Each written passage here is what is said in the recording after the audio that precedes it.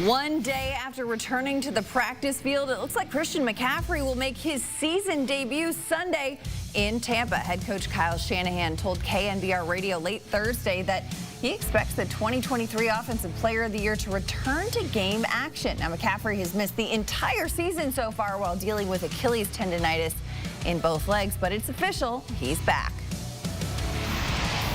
For more, welcoming in CBS Sports NFL analyst Emory Hunt and Sportsline's Larry Hartstein. And fellas, 49ers have been waiting all season for this moment. They're currently sitting at 4-4, tied for second place in the NFC West. So, Emory, what does the return of McCaffrey mean for San Francisco as we hit the second half of the season? It means a lot. You're getting your best player back offensively, which allows you then to have success in the run game and the passing game. We know how much he opens up everything for this offense as a whole, but getting him back in any iteration is going to be good for this team long term. Yeah, one of the reasons 49ers are only 4-4 is they haven't been able to score in the red zone. 28th in red zone scoring at 48.6%. And now you bring in a guy who scored 21 touchdowns in the regular season. I mean, Jordan Mason has been great, over 5 yards a carry, but this is a whole nother dimension to this offense when they get close to the goal line. Yeah, and I mean, McCaffrey, he went to Germany to seek treatment for his Achilles injury, which tells you just how serious of an injury this was. He pulled a Kobe, you know, going overseas for some alternate treatment right there.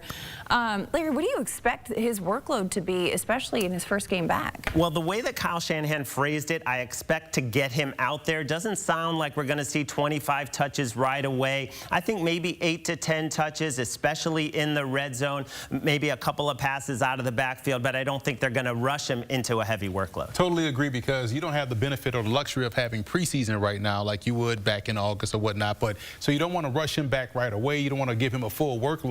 He'll see some time, maybe in critical situations, just to test that Achilles out on both legs. So we'll see him get some touches, but we won't see a lot of him in this game. But next week, if he checks out well, full-fledged, let's go. Then you go, let it ride, right? I mean, hey, when you look at the numbers, though, for this game, it seems like Vegas expected this news, because the line did not budge when Kyle Shanahan made this announcement on Thursday. The 49ers laying 6.5 against the Buccaneers. The total is 50.5. Larry, how are you attacking this line? I think there's still room to play the Niners as long as it's under a touchdown, because just how gassed this Tampa Bay defense is. 83 plays they were on the field on Monday night in an overtime game.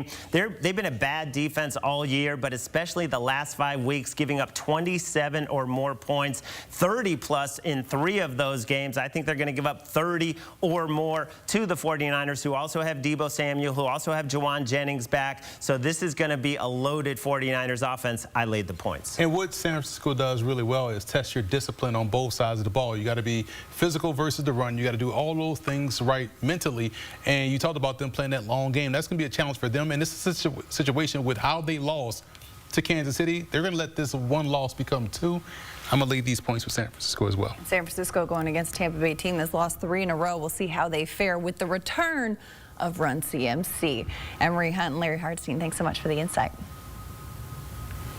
And here's a look at the playoff picture as it stands. San Francisco currently sits on the outside looking in at 4-4, but our partners at FanDuel have them -176 to earn a spot in the postseason. At present moment, though, the Lions are the 1 seed, followed by the Commanders, Falcons, and Cardinals. The Vikings, Eagles, and Packers occupy spots 5 through 7.